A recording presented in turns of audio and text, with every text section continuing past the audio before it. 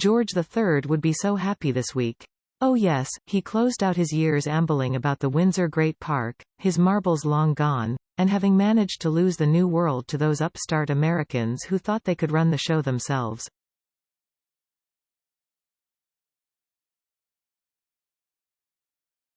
But now, nearly 200 years later, his great-great-great-great-grandson has just managed to do what he could not. To retake, re-win and reconquer America.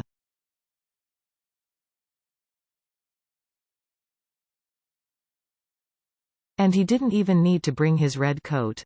In his first 24 hours on U.S. soil, Prince William, the Prince of Wales, managed to charm children, put on his global statesman hat to dashing effect meeting with United Nations Secretary-General Antonio Guterres, attract enormous crowds of jaded New Yorkers, his lure on keen show, have billionaire and former presidential campaigner Michael Bloomberg gushing about him, and find time for a Central Park jog.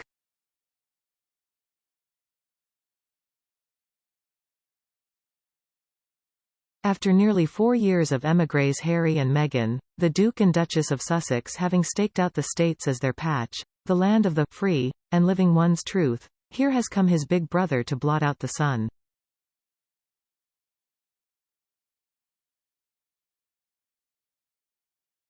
Game, set, match, day, week, month, year, William. Rather than being reviled by Americans, Harry having told the world about his older sibling's willful destruction of a dog bowl and petty jealousies of his beard, here was the Prince of Wales literally stopping traffic, having the red carpet rolled out at the UN and delighting grade schoolers.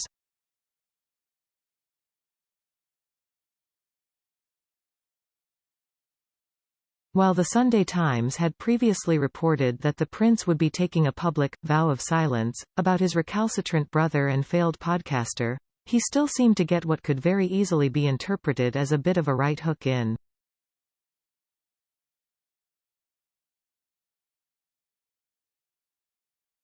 Taking to the podium at the Earthshot Summit at the Plaza Hotel, the father of 3 told the audience, "I decided to join the hordes of New Yorkers during their morning routine.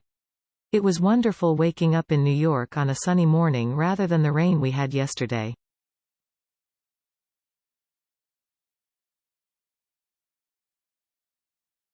It was beautiful getting some fresh air this morning." Here was the next King of Great Britain, going to lengths to demonstrate that he was able to get some huffy-puffy in, right in the very middle of the same city where the Sussexes claimed they were victims of a near-catastrophic car chase, only months ago.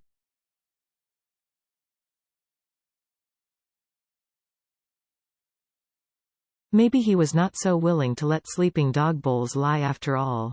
Still, big picture, this week in New York represented quite the win for the monarchy and planet Earth. Big pluses for everyone who likes crowns and their homes not being submerged by several feet of melted ice cap.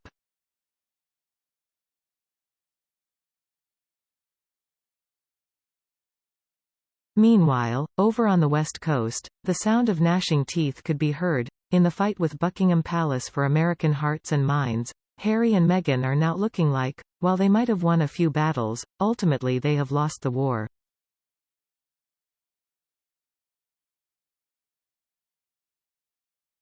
William was, of course, recently voted the most popular public figure in the U.S., ahead of President Joe Biden and hoodie champion Volodymyr Zelensky, while a different polling found that the prince and his lady wife Kate, the Princess of Wales, are the USA's favorite members of the royal family, according to Newsweek.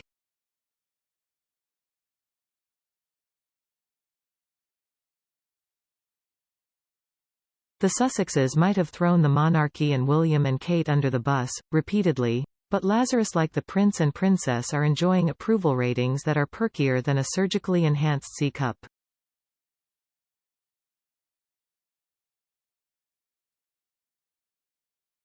New research done this week by Redfield Wilton for Newsweek found that nearly half of Americans, 47%, supported William's NY trip, with only 13% opposed.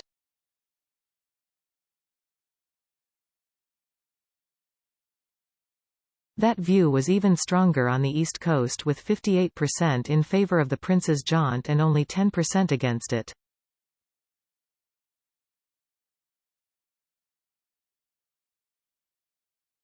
So far Kensington Palace has prevailed in the Sussex PR ground war without ever really having said anything.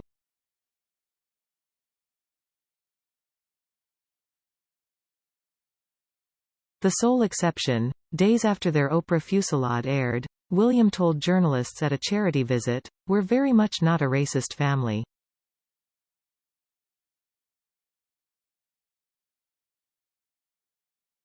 Still, there has been plenty of tit-for-tatting going on. Earlier this month, William turned up in Bournemouth to wow crowds on the very day Harry arrived back in the UK for a charity engagement. Then Harry made a surprise visit to the Windsor Chapel where Her late Majesty is buried nearly right when William and Kate were leading the commemorations for the first anniversary of the last Queen's death.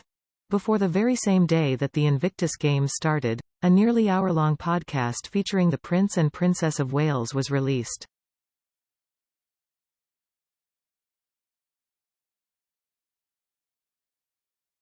Notably, in the latter, William praised the London Paralympic Games in 2012, saying that it was a huge moment for disability sport taking off.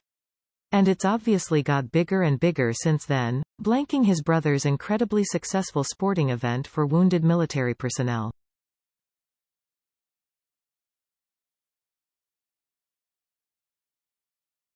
The Duke of Sussex then, if you are so inclined to read things as such, managed to get what sounded like quite pointed jabs in during his Invictus closing speech, telling the audience that people not be defined by their backstory or past pain, and that you don't need to rely on a uniform, and should not feel lost without one.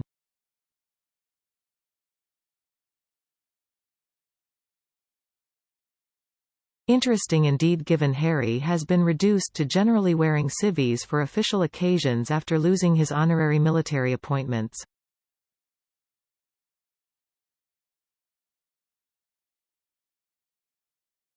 Despite all of the Sussex's game of moans, what William's taking of the Big Apple represents is the prince swooping in and nicking the prize that Harry has seemed to hanker for so much.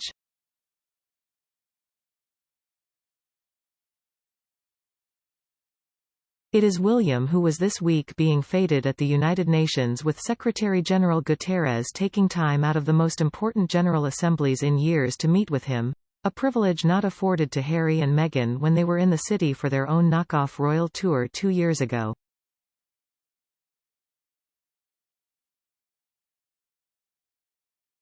It is William who is being hailed as the royal doing his darndest to save the planet and who is garnering unfettered praise for his $95 million Earthshot prize.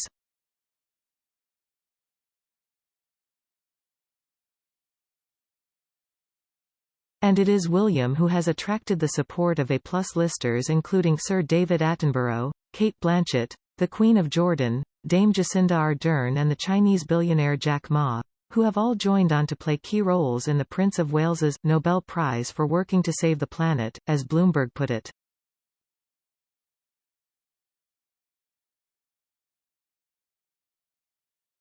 Kensington Palace, in the last 10 days, has been selling the prince as a global statesman in the making, with this U.S. trip being his second solo international quickie this year, with him having visited Warsaw and the Ukrainian border in March.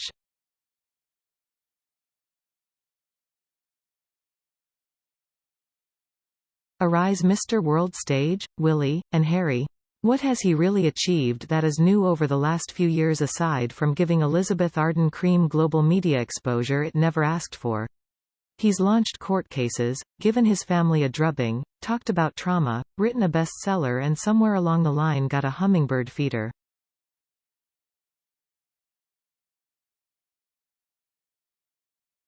Hardly the CV that has Secretary-General Guterres clearing his diary to fit in a meeting.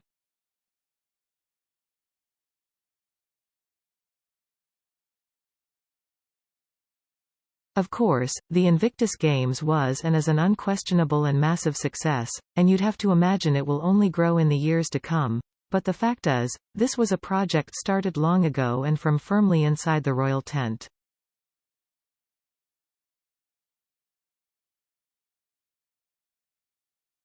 What has the Duke of Sussex got to show for himself for his post-palace years? What has he achieved for the greater good since he hightailed it out of Heathrow so that he could live his truth mercifully close to a moon juice outpost?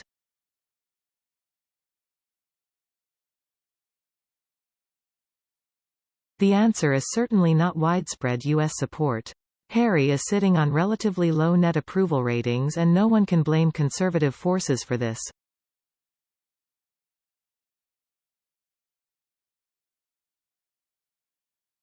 That same research that looked at U.S. support for the Prince of Wales' U.S. visit found that those who voted for President Joe Biden were nearly twice as likely to be in favor of the future King's visit.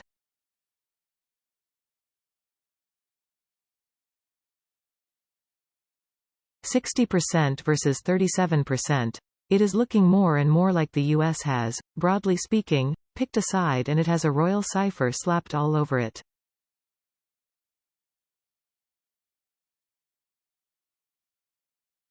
If there is one person Harry should consider taking advice from, it's Michael Bloomberg, who also told the crowd at the plaza, "It's not about yesterday, it's about today and about tomorrow."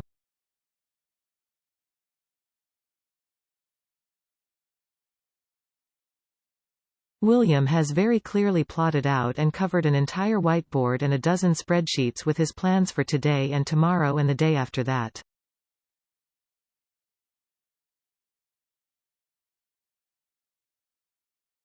And Harry? Maybe it's time someone taught him out to use Excel and work out what comes next.